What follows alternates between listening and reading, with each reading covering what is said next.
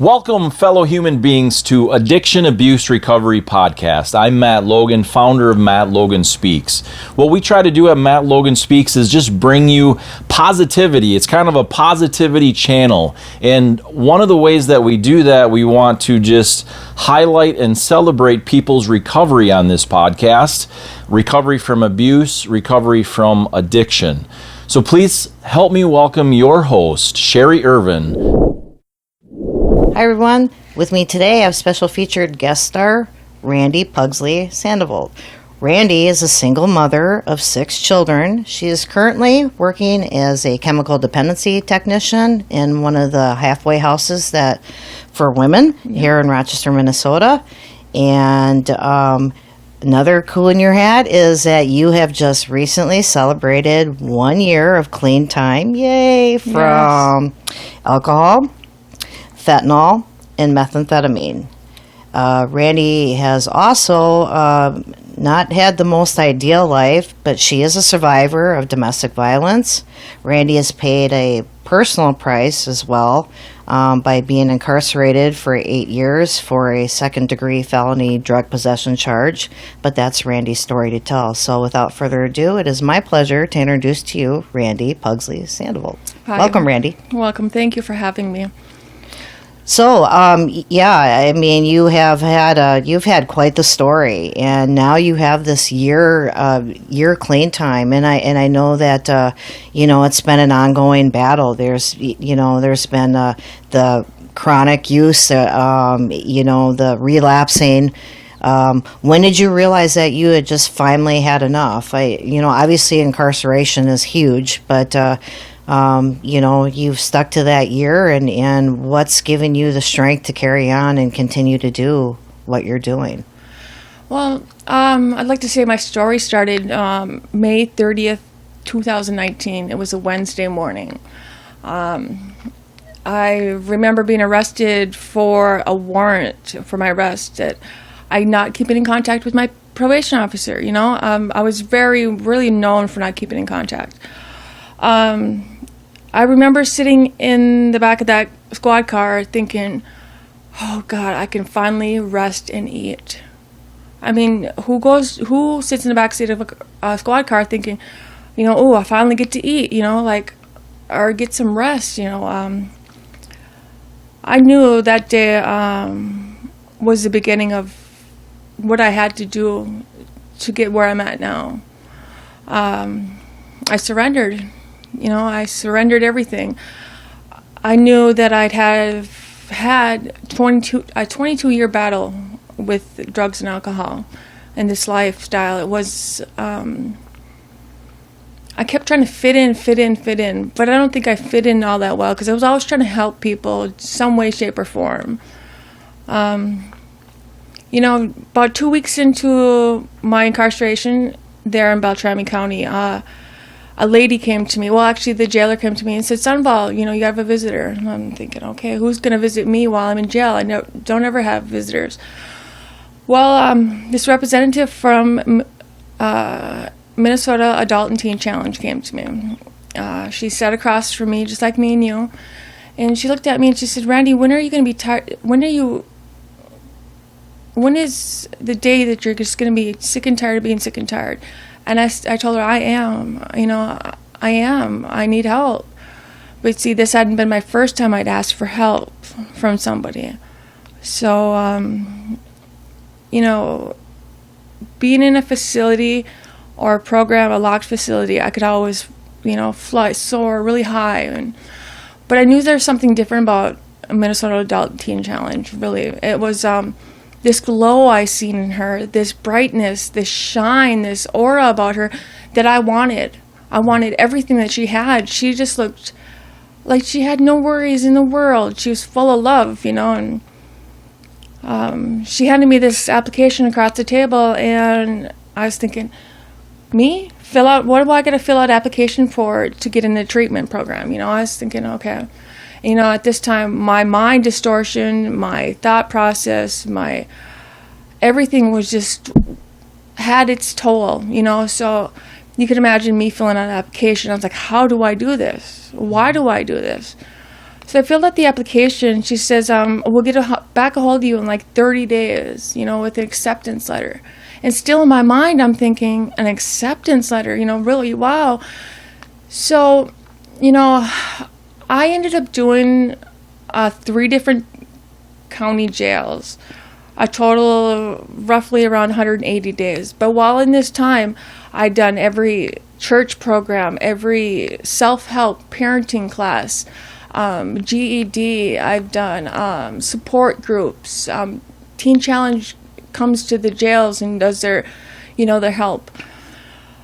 So I was accepted into Teen Challenge, and at this time, my PO had just had it with me. I'd give him a run. I remember calling him one day, and he says, "What are you going to do different?" I said, "I'm going to go to Teen Challenge." He said, "I know you can do treatment, you can do programs." He said, "But what are you going to do different?" And I sat on that phone, and he says, "Well, Randee, I got to go." And I said, No. I said, "I'm going to surrender." And, I think that was the biggest step that I could have took with my probation officer, because I'd been running from this guy for so many years, all my life, chased me down, put me in jail, and, he said, "Okay, all right." He says, "Okay, you can go to Teen Challenge." So I was really worried before I gotten released. It was like the countdown was like down to 4 days. I was making all these preparations to go to a woman's shelter, to get into all these programs. Because what I learned partially while I was incarcerated was you live in the light. People in the dark aren't going to come into the light and try to take you, because it's God's will. It's what's driving me right now at this point. I sleep, eat, feed, think everything that I want, right? So I'm reading all these books of nothing but positivity and change and self-help books.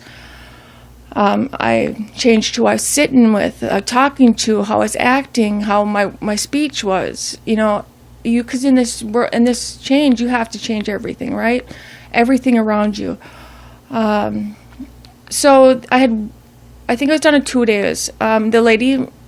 The day before I was supposed to be released, I was really scared. I was thinking, oh my gosh, okay, my ex is going to find me. He's going to come into the woman's shelter. He's going to get me. I'm just going to end up right back where I was fighting so hard to get out of, because I am a victim of domestic violence, So the day before I got released, this lady picked me up and she says, "Hi, I'm like the jailer. She says, Sundvall, pack your stuff up." And I'm like thinking, oh my gosh, okay, they let me out early. I got lucky.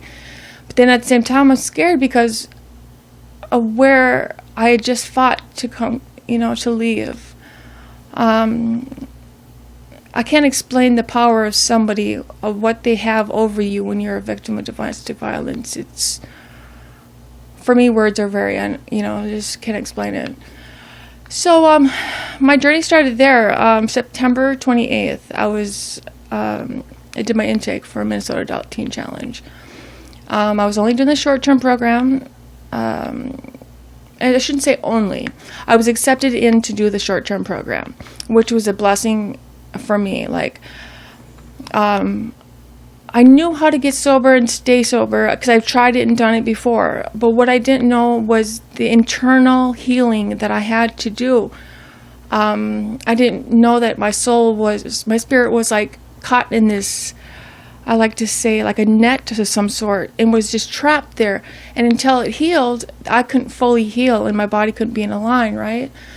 So I had a great counselor. She opened me up like a flower. It took 3 days to do my autobiography. And when I did my autobiography, I felt so freed.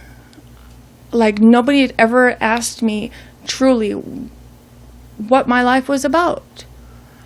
And if they had, I'd had covered it up or pushed it away of some way, because I was so, like I said before, my distortion of my mind, everything I was doing was normal, was with the way of living. So when I did this auto, I remember telling my probation officer I surrendered. So I really surrendered. Anything that the programs could tell me what to do, how to do it. If I heard something at another conversation over here, I kept that in like my memory file, like what to do and how to do. So I did roughly about 70 days in the short-term program. And I remember the director coming to me and asking me, well, do a long-term program, Randee, let's do long-term. And I remember looking at him and I told him, programming inside of a facility, I'll fly high, I grew up being, as a juvenile, I remember counselors and people telling me I was the perfect correctional child because I had grown up in the system so much. So I told him, if I have a relapse, then I'll commit myself. I'll sign up for the 13-month program, But right now, it's what I need to learn is how to live outside a program, the way society says, and the way I want, the way I seen this first lady way back in Beltrami County that gave me that application. So I graduated October 14th, 2019. It was like a moment where I was living in the light, living in the light compared to the dark is so beautiful for me. I've never had this life. I've never had the chance to strive in it. So I had a peer support pick me up through Recovery's Happening.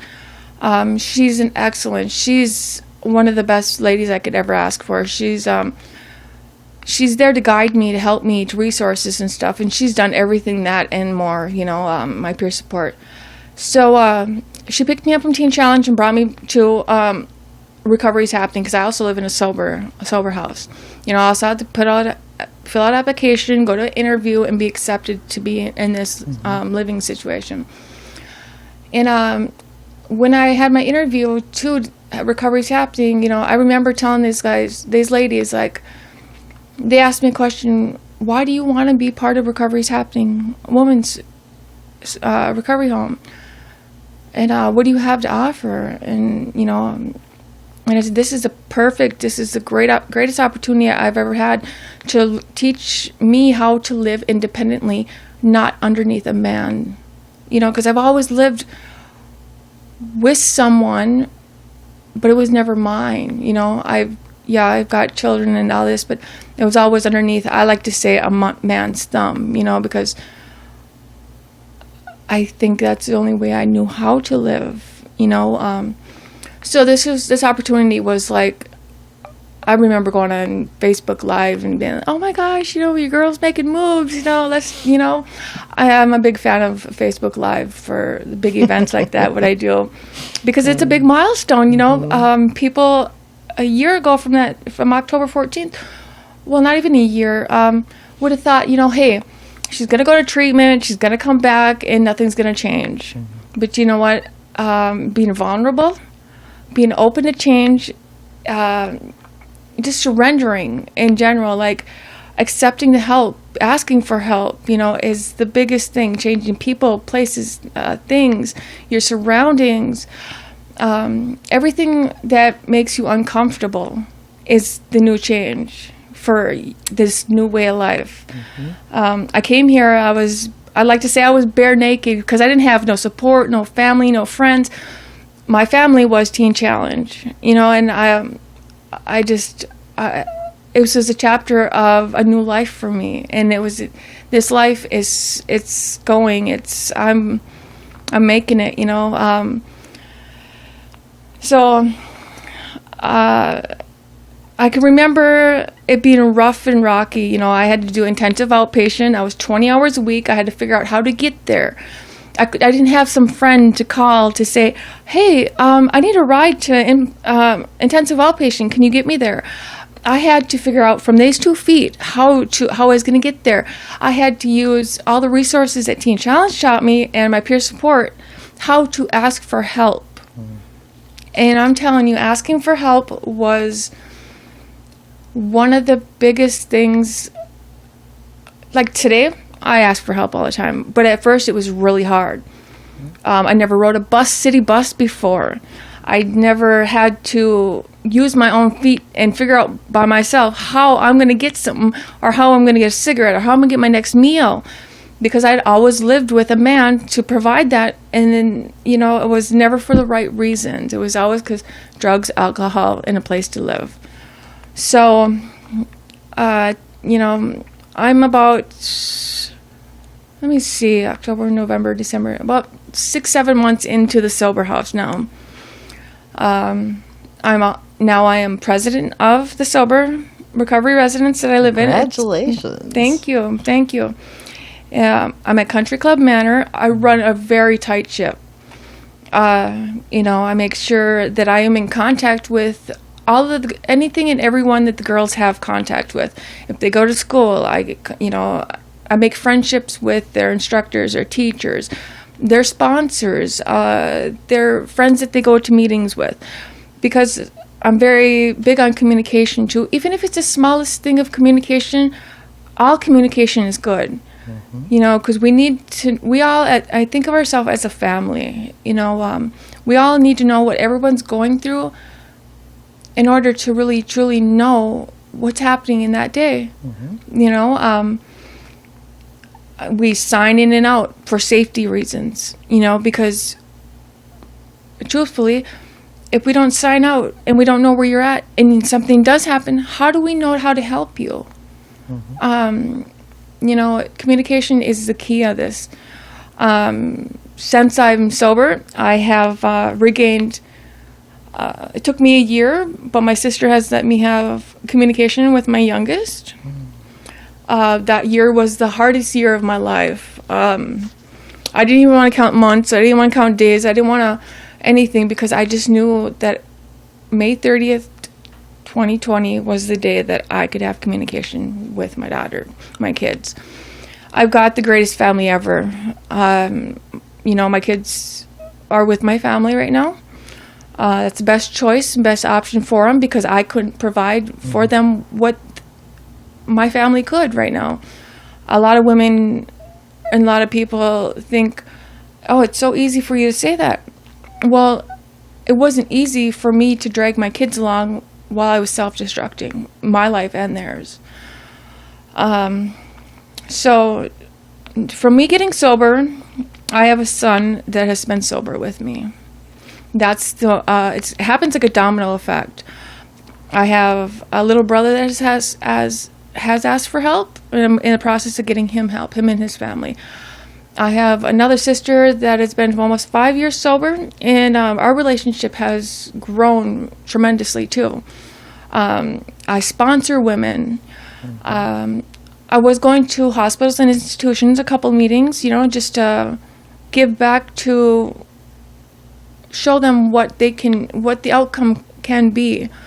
I'm involved in like online groups, Zoom groups. I go to meetings. I go to anything that can better myself.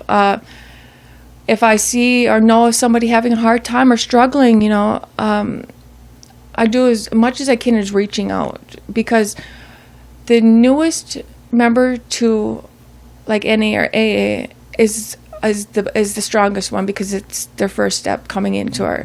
So, you know, I try to help as much as I can, you know, and I'm very, very resourceful, you know. Like I said, I came here bare naked with nothing, you know, so I had to learn how to get everything. So I extend every resource that I know.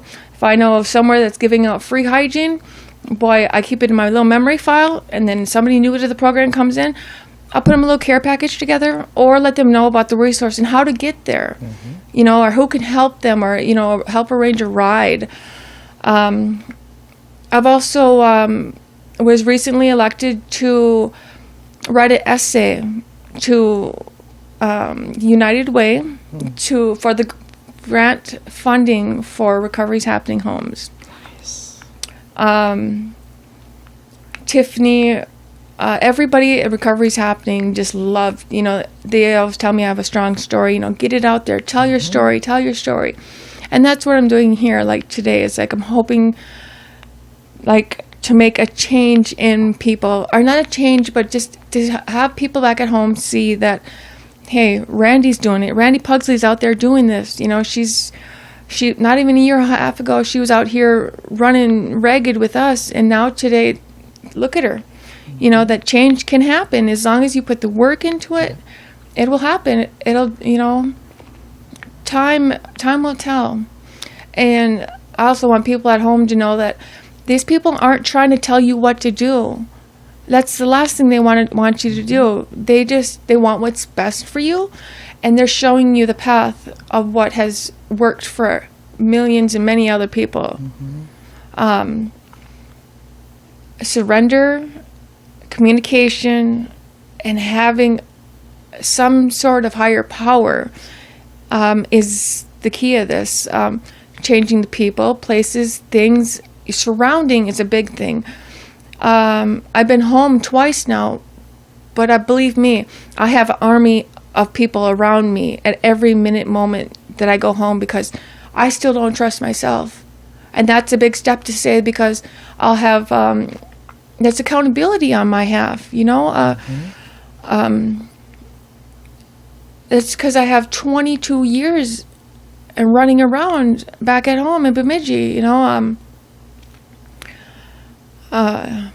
I've changed tremendously, for real. I have an older son that wants to actually hang out with me and wants to call me and, you know, ask me parenting advice, you know. That's like the biggest thing in this world is like, Mom, I'm doing laundry right now. Is it okay if I leave my kid in the car? I'm like, no, don't leave your kid in the car. And he's like, okay, well, I didn't know, so I need to ask. So I'm like, okay, thank you.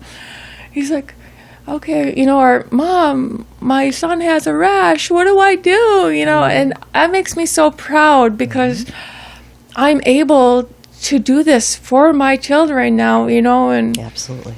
I wouldn't be where I'm at if recovery is happening wasn't there, because basically what happened is I went to treatment. I done my jail time, went to treatment, and they would have washed me and put me back into the same surroundings as I was in before. I'm following all the rules that they say, you know, try not to go home for a year, no relationship. A relationship I have right now is with me. I'm falling in love with who I am, figuring out what I like. If I like scrambled eggs or fried eggs, if I like cheese on my burgers, you know, if I like wedges or fries, you know, if I like cold sandwiches or hot sandwiches. So it's and I'm learning a lot about boundaries. You know, boundaries in life is a big key. So, and you also, you know, big congratulations to being a chemical dependency technician at a job. You know, holding, not only are you in your own sober house, but, you know, you're working in you know, a recovery house as well. That's huge, you know, and that's not always easy. You know, there's a lot of women in the house, a lot of different personalities. You know, like we were talking the other day, you know, there's no friendships. I mean, you have to be kind of hardcore. Yeah, I mean, that's huge. I mean, would have been some of your, you know, real quickly, what's been your biggest challenge though? One of my biggest challenges is, let me see, being a chemical dependency technician is a big job. We help and handle with everything from day 1 to day 30, 60, or 90, whatever individually the program has said. Let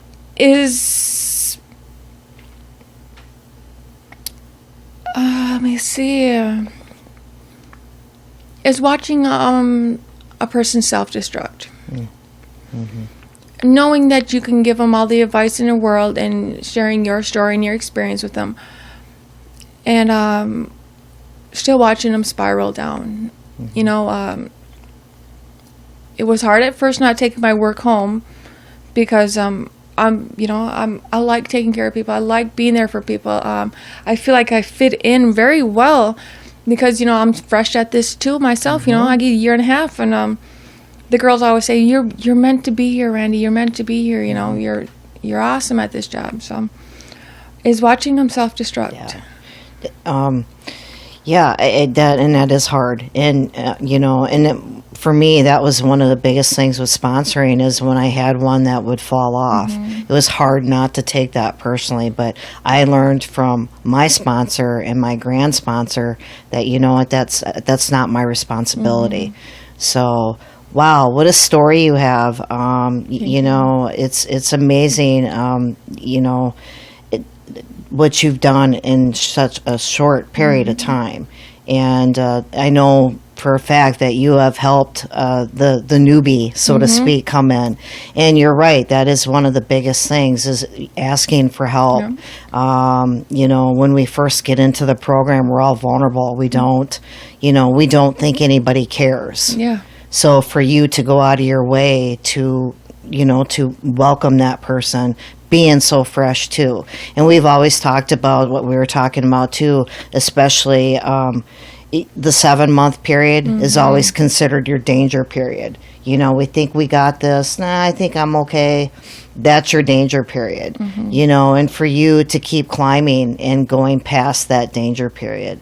So thank you so much for sharing your story today because somebody's going to see that. And, that first year in recovery has all kinds of different problems, it's to insulate ourselves. And you're right. In order for anything to change, we have to change everything about ourselves. And I love that. I love those cheesy sayings that you see on the wall, that the HALT, if you're most vulnerable when you're hungry, angry, lonely, or tired. That's, and I find myself, wow, I still use that as well. I love the fact that, yes, when you were saying about, finding that higher power. In order for this program to work, you have to have a higher power. And I use the Creator as well as you. And so, yes, your story is very powerful. Hopefully somebody sees this and gets inspired by you as well. I know I am. Keep continuing to do what you're doing and keep shining out there and being that experience, strength, and hope for so many other more women in your future. I am hoping that you continue on and maybe become, a chemical dependency, with the licensure going on for the Peer Recovery Academy. Your future is bright, and thank you so much for taking the time and being here today. Thank you for having me, Sherry. It's been an honor. Talking about the peer support, I'm actually in the class next month on the 14th to the 19th to be a peer support. Wonderful. So, congratulations. Yes. Good luck to you. Thank you. Thank you for having me. Thanks for listening to today's podcast of Addiction, Abuse, Recovery, everyone. I hope that you enjoyed it. I'm sure you did, as I did. I want you to know that if you want to follow along, just go ahead and hit subscribe on YouTube and Spotify, iHeartRadio, Podbean, Apple Podcast. You can find us on Facebook. You can find us on Instagram, Twitter, LinkedIn. Just search out Matt Logan Speaks. We have all kinds of great content for you. Hit the notifications button so that when something new comes up, you're the first to know. Have a great day.